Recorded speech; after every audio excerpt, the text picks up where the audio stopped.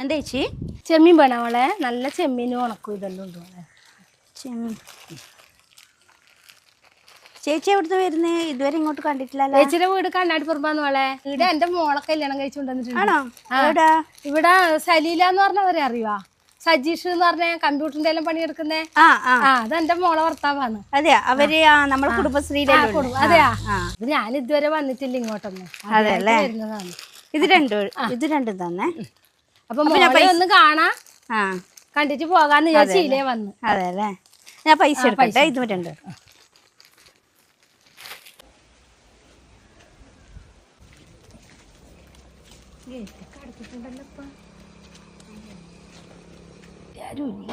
ഇതെല്ലാം തുറക്കാനും വരും വിഷമോ. മോളെ മോളെ. അമ്മയാ? അമ്മ എന്താ ഒരു മുന്നറിയിപ്പില്ലാണ്ട് ചെമ്മീനും കൊണ്ട് വന്നേണു. അമ്മ ഇങ്ങോട്ട് വരുന്നൊന്നും പറഞ്ഞില്ലല്ലോ. അമ്മ പറയാന്ന് ചെമ്മീൻ വിൽക്കാൻ വേണ്ടി വന്നേണം. അതെ, വേറെ ഒന്നും കിട്ടിയില്ല. അവിടെ ഒന്നുമില്ല മോളെ. വത്തക്കേ ഒരു സാരൂല അമ്മ. എന്നിട്ട് എന്തായി? ചെമ്മീൻ വിറ്റാ? ചെമ്മീൻ വിറ്റ് മോളെ. കുറച്ച് കേറി അകത്തോട്ടിരിക്കാം. ലേശം ഇവിടെ ഇരിക്കട്ടെ, ലേശം ഇവിടെ ഇരിക്കട്ടെ. എന്തുണ്ട് എന്നിട്ട് ചെമ്മീനെല്ലാം വിറ്റിനാ? മോളെ കച്ചവടം ഉണ്ടായിനി. ആദ്യമായിട്ട് അമ്മ ഇങ്ങോട്ട് വന്നല്ലേ, അപ്പൊ ലേശം കച്ചവടം എല്ലാം കിട്ടി നമുക്ക്.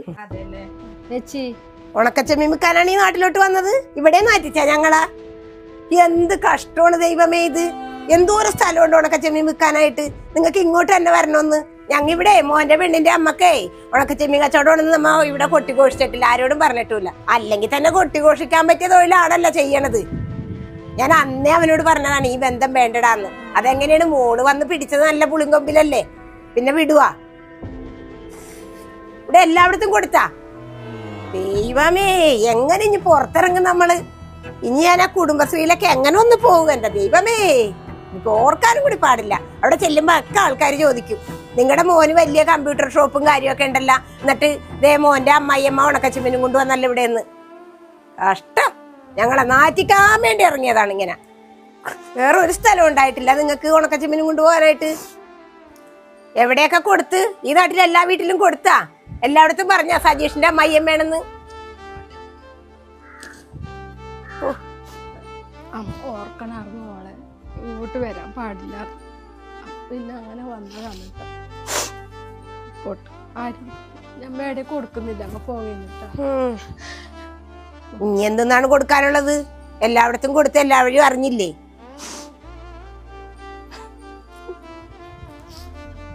എല്ലാം വരച്ചു വെച്ചിട്ട് പിന്നെ ഒരു കള്ളക്കരച്ചില്. ഓ, ദേ അനിതേണ വരുന്നത്. എടി, അനിതനോട് പറയാൻ നിക്കണ്ടാട്ടാ നിന്റെ അമ്മയാണെന്നൊന്നും. അവളെ ഇവിടെ എല്ലായിടത്തും പേപ്പറിൽ കൊടുത്ത പോലെ പറഞ്ഞു കളയും. എനിക്ക് പുറത്തിറങ്ങാൻ പറ്റൂല ഒന്ന്, അതുകൊണ്ട് അവളോട് പറയണ്ട.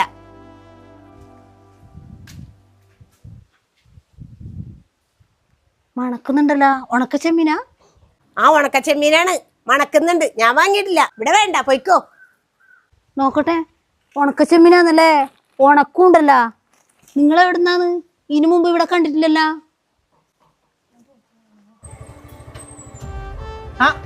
അമ്മയാ ഇത്? എന്തേ എന്തൊരു അമ്മ വിഷമിച്ചിറങ്ങണ? എന്തേ? എന്തുപറ്റി? എന്താ അമ്മ കറിയുന്നേ?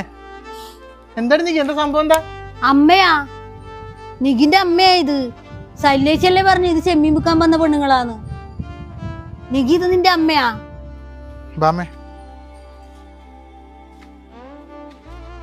കേറമ്മേ. എന്താ അമ്മ ഇത്? എന്താ സംഭവം? എന്താ? പിന്നെ ഈ ഉണക്കച്ചെമ്മീനും കൊണ്ടുവന്ന് ഇവിടെയൊക്കെ നാറ്റിക്കാനാ നമ്മള്? ഉണക്കച്ചെമ്മീൻ വിൽക്കാൻ വന്നേക്കണം ഇങ്ങോട്ട്. അമ്മ 24 മണിക്കൂറും പുറത്തിറങ്ങി നടക്കണം. എനിക്കില്ലാത്ത നാണക്കേട് കുടുംബത്തിലിരിക്കുന്ന അമ്മക്ക് എപ്പോഴാ വന്നത്? അമ്മ പണ്ടേ അമ്മനെ അമ്മാവനെയൊക്കെ ഉറക്കി കിടത്തിയിട്ട് വെളുപ്പാൻ കാലത്ത് അമ്മാമ്മ കയറുരിക്കാൻ പോകുന്ന കഥയെല്ലാം ഉണ്ടല്ലോ, അമ്മാമ്മ പറഞ്ഞിട്ട് എനിക്കിപ്പോഴും ഓർമ്മയുണ്ട്. അമ്മ അതൊക്കെ മറന്നു പോയിട്ടുണ്ടാവും. എപ്പോഴാണ് ഈ വീടും കാര്യങ്ങളൊക്കെ ഉണ്ടായത്? എപ്പോഴീ നാണക്കേടൊക്കെ ഉണ്ടാവാൻ തുടങ്ങിയത്? എന്നെ അറിയാവുന്ന എല്ലാവരോടും ഞാൻ പറഞ്ഞിട്ടുണ്ട്, എൻ്റെ ഭാര്യ എൻ്റെ അമ്മക്ക് ഉണക്കച്ചെമ്മീൻ കച്ചവടമാണ്. എനിക്കതിലൊരു കുറച്ചില്ലല്ലോ, പിന്നെ അമ്മക്ക് എന്താ കുറച്ചില്?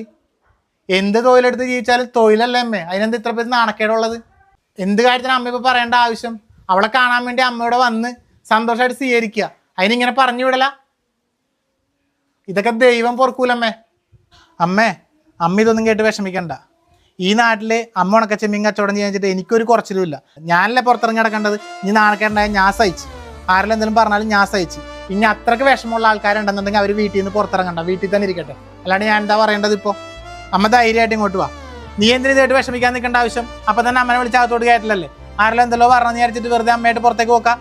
ബാ കയറമ്മേ, അമ്മ ധൈര്യമായിട്ട് വാ ഇങ്ങോട്ട് ബാ.